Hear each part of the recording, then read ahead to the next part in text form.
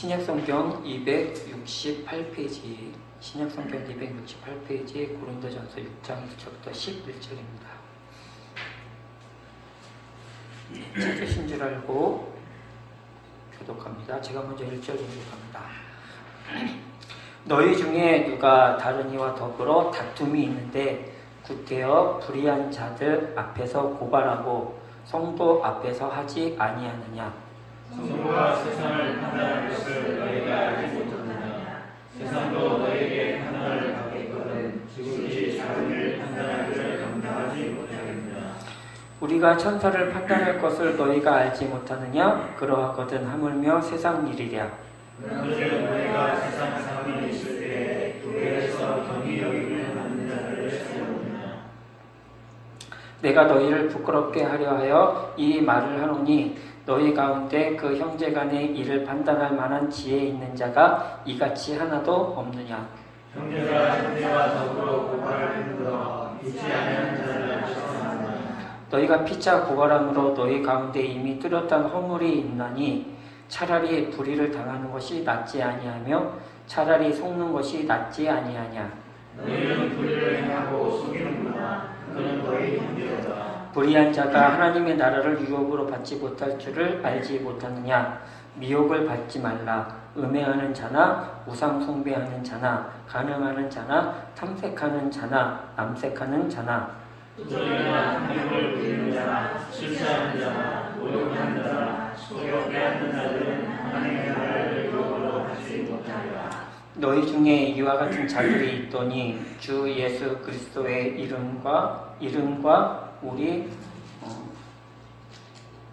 우리 하나님의 성령 안에서 씻음과 거룩함과 의롭다 하심을 받았느니라. 아멘. 예, 오늘 이 말씀 가지고 고린도전서 강의 4번째 시간 제목을 교회다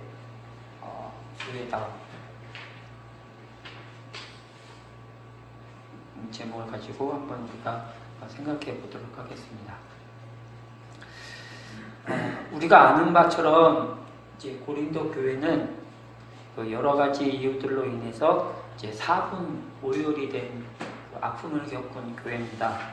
그 이유들 중에 하나가 이제 오늘 우리가 보고자 하는 이 교인들 간에 일어났던 법적 소송 문제예요. 법적 소송 문제. 한국 교회는 지금까지 이 오늘 본문에 관해서 진지한 주석적 연구가 거의 없었습니다. 이제 이따 오후에 우리가 이 이야기를 나누면서 여러분들이 이제 피부로 이제 와 닿게 되실 텐데, 그래서일까 교회와 교회, 그리고 교회와 신자, 그리고 신자와 신자 간의 법적 소송 행위에 대해서 한국 교회는 의견 일치가 이루어지지 않고 있습니다. 때문에 한국 교회 신자들은 교회 안에 갈등이 일어날 때마다 저마다 자기 소견대로 그냥 옳은 대로 그렇게 행하고 있는 것이 이제 현실이죠. 그러면 과연 오늘 본문에서 사도 바울은 이 교회 안에 발생한 이 법적 소송 문제에 대해서 어떻게 가르치고 있을까? 한번 고린도 교회의 그 현상 안에서만, 환경 안에서만 가지고 우리가 한번 생각을 해보도록 하겠습니다. 이게 그 주보에 보시면은 로마서 13장 얘기가 나오잖아요. 이때 우리가 이제 오후에 오늘 본문과 비교해가지고 생각을 할 텐데, 로마 교회는 좀 약간 다르게 얘기를 합니다. 그러니까 지금 이 법적 소송 문제, 그러니까 권위자에 대해서 그 복종하는 이 태도가 사도 바울이 고린도 교회에서 했던 얘기와 로마 교회에서 했던 얘기가 좀 다릅니다. 그래서 이 두 가지를 한번 우리가 오늘 오전과 오후에 나눠서 한번 생각해보는 시간을 갖도록 하겠습니다. 자, 그러면 이제 본격적으로 시작을 한번 해보죠. 우리가 이제 오늘 본문을 사도 바울이 의도한 대로 이제 바르게 이해하기 위해서는 먼저 오늘 본문에서 두 가지를 기억을 해야 합니다. 이제 첫 번째가 뭐냐면은 고린도 교회 안에 일어난 이 법적 소송 문제가 어떤 것이었는가 하는 거예요. 이제 우리가 함께 읽어봤지만 얼핏 보면은 본문에는 고린도 교회 안에 일어났던 법적 싸움이 무엇이었는지 기재가 안 돼 있는 것처럼 보입니다. 그래서 독자들은 본문을 통해서 고린도 교회 안에 이런 법적 싸움이 무엇이었는지 이제 알 수 없는 것처럼 이제 이렇게 보입니다. 그런데 자세히 읽어보시면은 왜 고린도 교회 안에 법적 소송 문제가 일어났는지에 대해서 알 수 있는 표현들이 여기에 기록되어 있어요. 그 첫 번째가 이제 이런 거죠. 7절과 8절에 반복되어 나타나는 속이다라는 동사예요. 속이다라는 동사. 이 포스테레오라는 이제 이 헬라어 동사, 이 속이다라는 이 동사는 다른 사람이나 다른 사람의 돈이나 재물을 이제 취할 때, 속여서 취할 때 쓰이는 이제 동사거든요. 요 속이다라는 이 동사 하나하고 또 하나가 2절에 나와 있는 이제 지극히 작은 일이라는 표현이에요. 지극히 작은 일이라는 이 표현. 그러니까 속이다라는 동사 그리고 지극히 작은 일이라는 이 표현을 통해서 우리는 고린도 교회 안에 법적 소송 문제가 무엇이었는지 알 수가 있습니다. 그게 뭐냐면은 교회 안에 어떤 교인이 다른 동료 교인에게 작은 규모의 재산상 손실을 주어가지고 그 손실로 인해서 민사소송이 지금 일어나는 것을 이제 우리는 이 단서를 통해서 이제 추측을 할 수가 있어요. 이게 이제 하나고요. 또 하나가 뭐냐면은 우리가 오늘 본문을 바르게 이해하기 위해서는 이 고린도전서 5장 6장의 주제가 무엇인지를 알고 있어야 됩니다. 우리가 지난주부터 이제 고린도전서 5장을 이제 읽기 시작을 했는데 이제 고린도전서 5장 6장에서 사도 바울이 하는 얘기는 세 가지거든요. 5장 전체 지난주에 우리가 봤던 5장 전체에서 이거였죠. 죽은 자기 아버지의 아내를 취하는 것. 이것을 지적을 했고 오늘 우리가 이제 보고자 하는 6장 1절부터 11절은 뭐냐면은 법적 소송 문제죠. 동료 교인을 법정에다 세우는 이 문제, 이걸 지적을 했고, 세 번째, 우리가 이제 읽지 않고 이제 넘어갈 거지만은, 6장 12절부터 20절의 얘기는 뭐냐면은, 창녀와 잠자리를 같이 하는 교인의 문제예요. 그러니까 죽은 아버지의 아내와 관계를 맺고 있는 문제, 그리고 오늘 우리가 보고자 하는 법적 소송 문제, 그리고 창녀와 잠자리를 하는 교인의 문제, 이런 문제가 5장과 6장에 있는데 이것을 가지고 이제 하나로 묶어보면은 5장과 6장의 주제가 무엇인지를 알게 됩니다. 5장과 6장의 주제는 뭐냐면 고린도 교회의 교회답지 못함, 이거예요. 고린도 교회의 교회답지 못함. 이렇게 이제 우리는 정리할 수 있게 되죠. 그러니까 바울은 5장과 6장에서 고린도 교인들은 자신들이 성도이며 하나님의 교회라는 사실을 제대로 인식하지 못했기 때문에 이방 사회의 잘못된 간섭과 행동 양식, 즉 이방 문화의 간섭과 행동 양식에 따라 죽은 자기 아버지의 아내와 그냥 문제없이 그냥 사는 거예요. 그리고 매춘을 아무렇지 않게 생각을 한 것입니다. 그리고 동료 교인을 세상 법정에 세우는데 조금 더 주저하지 않았던 것이죠. 왜냐하면 이런 일들은 당시 고린도 도시의 사람들이 일상적으로 하고 있었던 양식들이었기 때문에 그렇습니다. 그래서 바울이 고린도 교인들에게 하는 얘기가 뭐냐면 어떻게 너희들이 성도고 하나님의 교회라고 생각하고 말하면서 고린도 도시의 사람들과 어떻게 똑같이 관습을 따라 양식에 따라 사느냐 하는 거예요. 그러니까 바울이 오늘 본문을 예를 삼아서 고린도 교회에게 가르치고 싶은 것이 뭐냐면 교회가 교회다워지기 위해서는 어떻게 해야 하느냐, 이것을 지금 가르쳐주고 싶은 것입니다. 그래서 이것을 우리가 알기 위해서는 두 가지를 알 필요가 있는 것입니다. 첫 번째가 뭐냐면은 지금 작은 문제로 인해서 교회가 법적 소송 문제가 일어났다는 거 하나, 그리고 이 문제는 크게는 교회다움에 걸림돌이 된다는 거 하나, 이 두 가지죠. 자, 그러면 이제 우리가 교회가 교회다워지기 위해서 바울의 법적 소송 문제를 예를 삼아서 고린도 교회에게 무엇을 요구하는지 한번 보도록 하죠. 오늘 내용을 우리가 편리하게 읽도록 하기 위해서 본문을 세 부분으로 나눴습니다. 첫 번째가 뭐냐면 1절부터 6절 한 부분, 그 다음에 7절과 8절 한 부분, 그리고 9절부터 11절 한 부분. 그래서 이렇게 세 부분으로 나누어서 읽겠습니다. 먼저 1절부터 6절 이 한 부분을 보도록 하죠. 원래는 오늘 PPT에다가 현대인 성경으로 읽으려고 했습니다. 왜냐하면 현대인 성경이 읽으면 이 1절부터 6절의 내용이 무엇인지 좀 읽기가 좀 편해가지고요. 근데 한번 자세히 한번 읽어보도록 하죠. 이 우리 개혁 성경 가지고 우리 기린윤 집사님께서 1절부터 6절을 좀 천천히 읽어주시겠습니다. 너희 중에 누가 다른 이와 더불어 다툼이 있는데 구태여 불의한 자들 앞에서 고발하고 성도 앞에서 하지 아니하느냐? 성도가 세상을 판단하는 것을 너희가 알지 못하느냐? 세상도 너희에게 판단을 받겠거든 지극히 작은 일 판단하기를 감당하지 못하겠느냐? 우리가 천사를 판단하는 것을 너희가 알지 못하느냐? 그러하거든 하물며 세상 일이랴. 그런즉 너희가 세상 사건이 있을 때 교회에서 경히 여김을 받는 자들을 세우느냐? 내가 너희를 부끄럽게 하려 하여 이 말을 하노니 너희 가운데 그 형제간의 일을 판단할 만한 지혜 있는 자가 이같이 하나도 없느냐? 형제가 형제와 더불어 고발할 뿐더러 믿지 아니하는 자들 앞에서 하느냐? 이게 이제 핵심 내용이 뭐냐면은 현대인 성경을 보면 금방 아실 텐데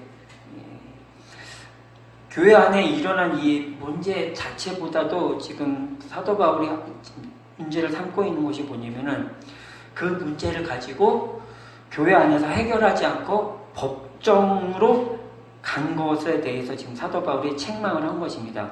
그런데 사도 바울이 지금 이 고린도 교회에게 책망하는 이유는 고린도 교회가 그 교회의 그 치부를 세상으로 드러냈다는 거에 대해서 지금 화가 난 것이 아니라 여기에는 신학적 이유가 있었던 거예요. 그러니까 사도 바울은 그 지금 우리가 정치인들이 말하는 그 정치인들이나 아니면 그 경제인들이 내부에 썩어 있는 것들을 갖다 밖으로 내는 거에 대해서 감추려고 하는 그런 차원에서 지금 사도 바울이 얘기가 하는 것이 아니라 지금 신앙상 고린도 교회가 지금 잘못하고 있는 거예요. 법정으로 가는 문제가. 그게 뭔지 이제 보도록 하죠. 그 길세빠님께서 1절부터 6절을 천천히 읽으셨을 때 여러분들이 이제 아셨는지 모르겠지만은 여기에는 반복되는 단어가 있습니다. 그 반복되는 단어가 뭐냐면 판단하다요. 판단하다 그리고 비슷한 말이 심판하다는 단어인데 이 단어가 헬라어로 크리노라는 단어거든요. 뜻이 뭐냐면은 통치하다는 뜻입니다. 기본적으로 크리노가. 근데 히브리 사고방식에서 이 판단 또는 이 심판은 어떤 의미를 갖고 있냐면은 기본적으로 단순히 죄인의 그 죄값을 치르게 해가지고 어떤 사회 정의를 갖다가 세운다는 그런 목적보다도 그들이 더 중요하게 생각하는 것이 뭐냐면 죄인을 다스려가지고 개선시킨다는 데 그 목적이 있는 거예요. 사회 정의를 갖다가 세운다는 목적이 아니라 그 죄인을 다스려서 개선시키는 다의 그 목적이 있는 것이 크리노, 판단, 심판의 뜻이겠습니다. 그러니까 다시 말해서 사도 바울이 판단, 심판이라는 단어를 통해서 고린도 교회에게 알고 싶은 것이 뭐냐면 이 세상에서 신자가 가지고 있는 권세예요. 바울은 하나님께서 신자들에게 권세를 주셨다고 얘기를 합니다. 하나님께서 신자에게 주신 이 권세가 뭐냐면은 두 가지로 생각을 할 수 있는데 첫 번째가 뭐냐면은 현세적으로 빚된 생활로 세상을 판단하고 복음을 통해서 세상의 불의를 심판해서 세상을 변화시키는 거예요. 다시 말해서 하나님께서 신자에게 주신 권세가 뭐냐면 말씀, 복음을 통해서 세상을 바꾸게 하는 거예요. 세상에 무엇이 잘못된 것을 깨닫게 해서 그것을 바꾸게 하는 거예요. 그래서 신자는 말씀에 따라 살아야 하는 것입니다. 이것이 신자에게 주어진 하나님으로부터 받은 권세라는 겁니다.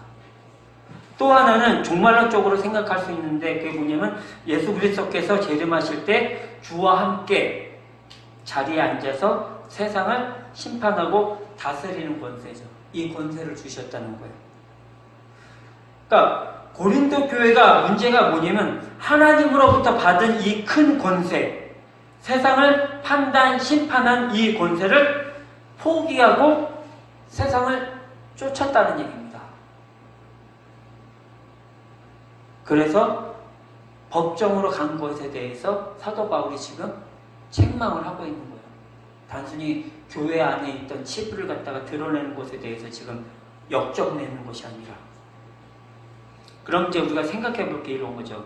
그럼 왜 고린도 교회는 하나님이 주신 이 놀라운 권세를 포기하게 되었을까 하는 것입니다.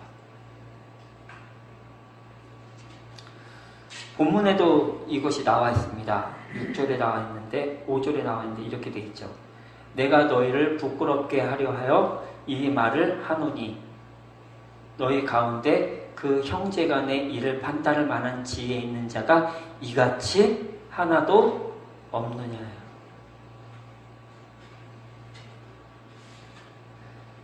고린도 교회에게 바울이 질책하는 것이 뭐냐면 지혜의 부족입니다. 판단할 만한 지혜의 부족. 이 지혜는 고린도전서 1장부터 쭉 사도 바울이 얘기하고 있는 하나님의 지혜죠. 보도록 하겠습니다. 이미 봤지만 고린도전서 1장으로 가시겠습니다. 고린도전서 1장 17절, 18절 2절입니다.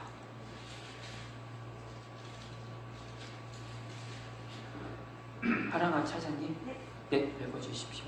그리스도께서 나를 보내심은 세례를 베풀게 하려 하심이 아니요 오직 복음을 전하게 하려 하심이로되 말의 지혜로 하지 아니함은 그리스도의 십자가가 헛되지 않게 하려 함이라. 십자가의 누가 멸망하는 자들에게 미련한 것이요 구원을 받는 우리에게는 하나님의 능력이라. 예, 여기에서 이제 우리가 그 기억을 갖다 이제 더듬으면서 이 말씀을 보면은 고린도 교인들은 지금 사도 바울이 말의 지혜가 있었다고 합니다. 다른 말로 지식이 있었다는 거죠. 왜냐하면 우리가 알고 있듯이 이제 고린도 교회에는 참 좋은 스승들이 많이 있었기 때문입니다. 스승이 많았기 때문에 그에 따라서 이제 분열도 일어났던 거죠. 누구누구의 파, 누구누구로부터 배운 거. 그런데 말의 지혜, 지식으로는 삶을 변화시키지 못하더라는 거예요. 오직 삶을 변화시키는 것은 하나님의 지혜, 십자가밖에 없더라는 것입니다. 십자가 사건을 경험한 신자만이 이방의 간섭과 십자가 사건을 경험한 그 신자만이 이방의 행동 양식으로부터 떨어져 나와서 분별된 삶을 살더라는 거예요. 십자가 사건을 가진 교회만이 그래서 교회다움을 유지할 수 있게 된다고 얘기하는 것이고 세상을 판단할 수 있게 된다는 것입니다. 그런데 고린도 교회는 말의 지혜, 지식은 배워서 가지고 있는데 하나님의 지혜, 십자가 사건은 소유하지 못하여서 여전히 이방의 간섭과 행동 양식을 쫓았을 뿐만 아니라 이제는 그들로부터 판단을 받고 있더라는 거예요. 심판을 받고 있더라는 거죠. 이것이 사도 바울이 말하는 작은 일을 가지고 교회가 세상 법정으로 가지 말아야 될 성경적 근거입니다.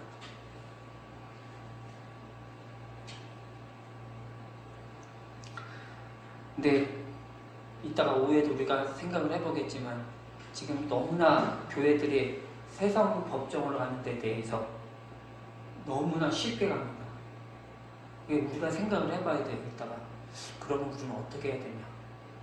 세상 법정으로 가지 않으면 어떻게 해야 될까? 한번 여러분들이 이따가 함께 오후에 고민하는 시간을 가졌으면 좋겠습니다. 이제 두 번째 7절과 8절을 가지고 한번 생각을 해보도록 하겠습니다. 7절과 8절 우리 장로님께서 읽어주시겠습니다. 너희가 피차 고발함으로 너희 가운데 입이 뚜렷한 행복이 있나니 차라리 불의를 당하는 것이 낫지 아니하며 차라리 속는 것이 낫지 아니하냐. 너희는 불의를 행하고 속이는구나. 그런 너희 힘들어라. 예, 여기서 이제 보시면 아시겠지만은 바울이 고린도 교회에게 책망하는 것이 뭐냐면은 형제의식의 결여입니다. 형제의식의 결여. 바울은 하나님 나라를 상속받은 형제들끼리 사소한 문제로 다툼을 벌이지 말아야 할 것을 지금 권면하고 있습니다. 그래서 차라리 불의를 당하는 편을 택하라 라고 이렇게 지금 권면하고 있죠. 왜냐하면 8절 말미에 이것 때문이죠. 그는 너희 형제로다. 이게 없어요 지금. 그래서 제가 또 말씀드리지만 박 목사님이 화내시는 것 중에 하나가 뭐냐면 형제님 자매님 그러면서 말만 그런다는 거예요. 이거 쉽게 얘기해서 우리 식구야 그러는데 말만 식구죠. 진짜 식구임을 갖다가 드러날 때에는 식구를 갖다가 배신하잖아요. 이런 거죠. 사도 바울만 얘기한 것이 아니라 베드로도 이거에 대해서 얘기를 합니다. 우리 베드로 전서 2장으로 넘어가 보시겠습니다. 베드로 전서 2장.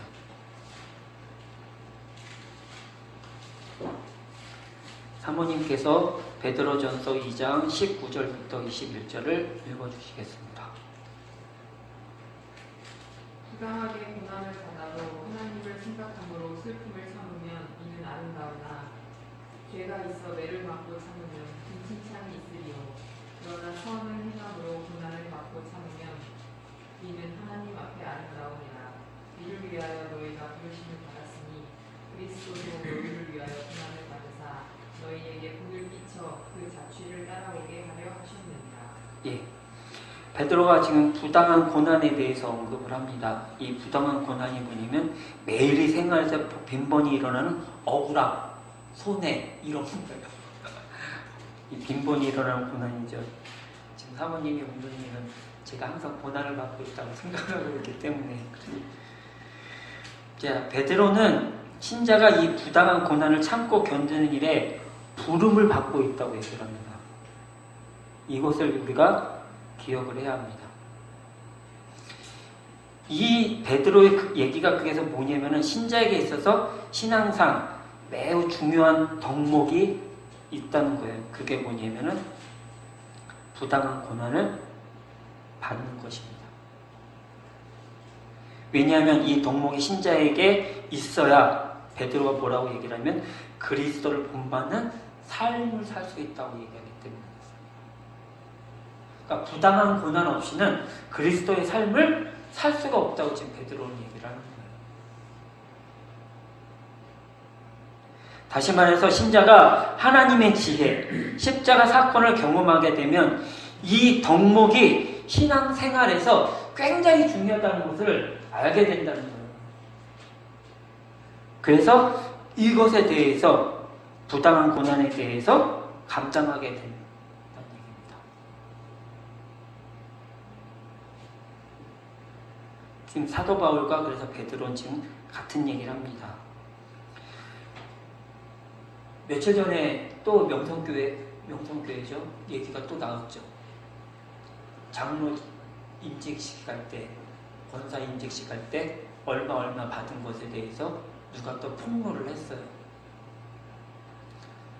장로 임직식 할 때 1,000만 원이 든다고 명성교회에서는. 장로님 얼마 드시는지 모르겠는데. 그리고 안수집사, 권사는 300만 원. 이렇게 폭로가 됐습니다. 그러니까 이것에 대해서 누가 기독교를 조직적으로 음해하는 그 전략과 전술을 지금 하고 있다라고 이렇게 막 얘기들을 하더라고요. 근데 이 말이 맞냐 틀리냐는 지금 중요한 게 아닙니다. 사람들이 다 우리 기독교 또 거기에 있어요. 야, 기독교를 핍박하기 위해서 지금 우리에게 이런 일들이 벌어집니다. 근데 중요한 게 뭐냐면요, 그 보도가 거짓이 아니라는 것입니다.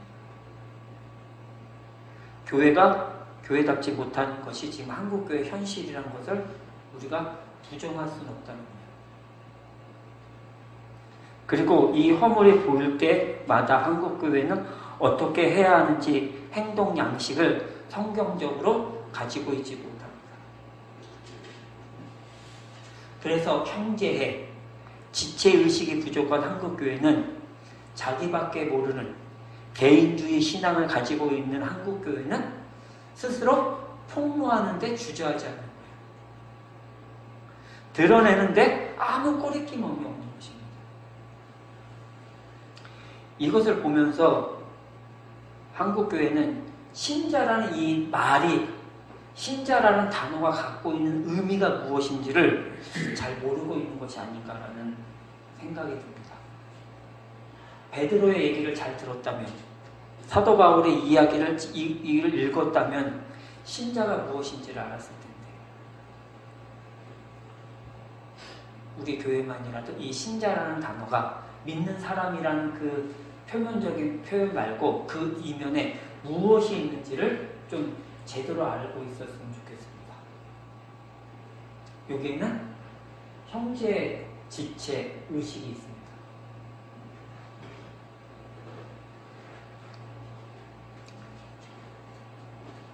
마지막으로 우리 본문으로 돌아와서 9절부터 11절을 한번 보도록 하죠. 자, 우리 조집사님께서 우리 본문 9절부터 11절을 읽어주시겠습니다.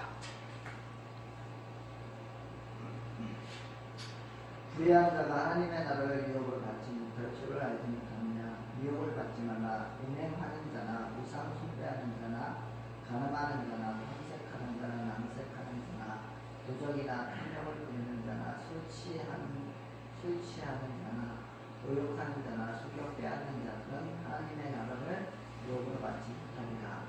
너희 중에 이와 같은 자들이 있더니 주 예수 그리스도의 이름과 우리 하나님 성령 안에서 씻음과 거룩함과 의롭다 하심을 받았느니라. 예. 이제 사도 바울이 11절에 뭐라고 얘기하냐면은 이제 그 씻음, 거룩함, 의롭다 하심을 받았느니라 하는 이 표현을 통해서 고린도 교회가 새롭게 변화된 존재임을 갖다가 상기시키고 있습니다. 이것을 바꿔 말하면 교회가 교회다운 품격을 유지하기 위해서는 씻음, 거룩함, 의롭다 하심을 받았느냐를 잊지 않고 살아야 한다는 거예요. 11절을 여러분들 읽어보시면 바울은 비록 고린도 교회 교인들이 새로운 정체성을 가진 존재에 위배된 행동을 할지라도 그들이 새로운 그 존재임을 의심하지 않고 있습니다. 왜냐하면 바울은 하나님의 주권, 섭리, 그 다음에 계획이 얼마나 강력한지를 잘 알고 있기 때문에 그렇습니다. 또한 그 은혜를 체험했기 때문이기도 하죠. 그래서 바울은 자신의 형제가 된 고린도 교회를 지금 의심하지 않아요. 그는 한 형제인 고린도 교회의 부족함을 지금 품고 있습니다. 그런 사랑으로 고린도 교회의 부족함을 지금 권면하고 있죠. 바울은 고린도 교회에게 갖춰야 될 품격을 지금 11절을 통해서 지금 보여주고 있는 것입니다. 그래서 오늘 본문의 결론을 이렇게 이제 맺을 수가 있습니다. 바울은 고린도 교회에 일어났던 그 소송 문제를 통해서 교회가 교회다워지기 위해서, 교회가 품격 있는 곳이 되기 위해서 어떻게 해야 될까? 중요한 첫 번째로 뽑는 것이 뭐냐면은 하나님의 은혜 가운데 가지게 된 지체의식입니다. 우리는 우리의 신앙은 개인주의로 흘러서는 안 됩니다. 내가 하나님 앞에서 자녀이듯이 내 옆에 있는 자녀도 하나님의 자녀입니다. 내가 하나님 앞에서, 지난주에 우리 길집사님이 아주 멋진 말씀을 하셨잖아요. 악하고 죄에 대한 그 구분. 우리는 죄를 지을 수 있습니다. 죄를 또한 지을 수밖에 없죠. 그러나 우리는 악으로부터 떠날 수는 있어요. 그죠? 그러니까 결국 우리는 죄의 노예로 죽을 때까지 살 수밖에 없습니다. 그것은 나뿐만 아니라 옆에 있는 형제도 마찬가지죠.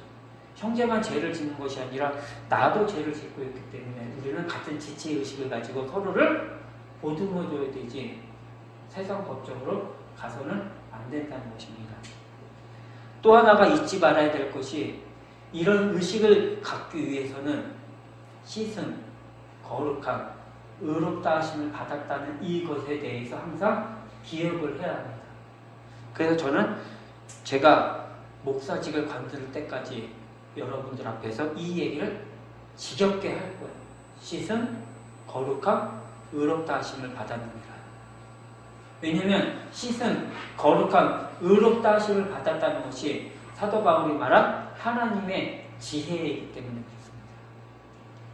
씻음, 거룩함, 의롭다 하심을 받았다는 것이 우리가 십자가 사건을 경험할 수 있는 유일한 방법이기 때문에 그렇습니다.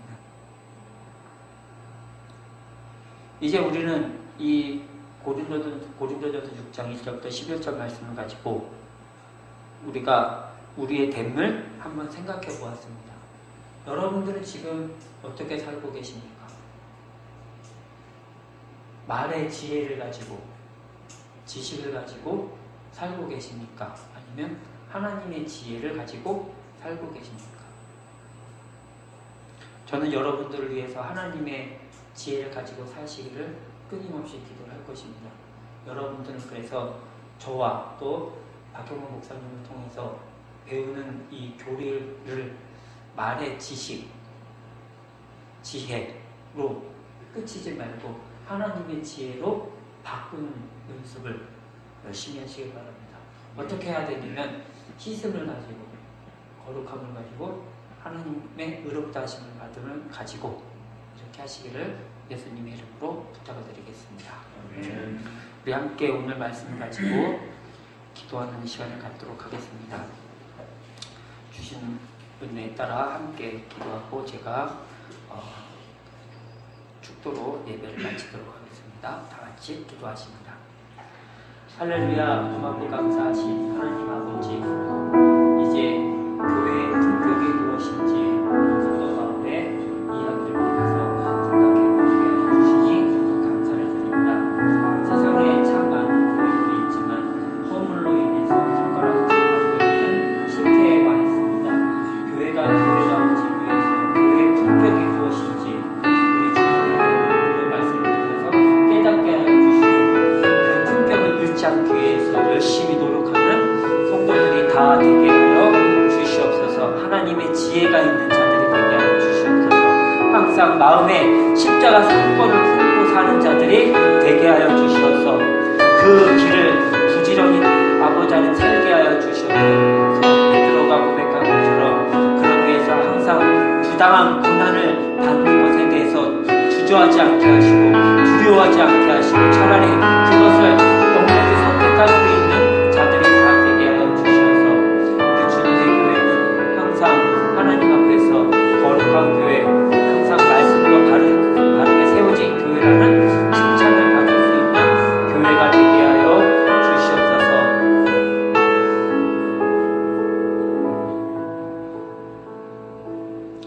하나님 감사합니다.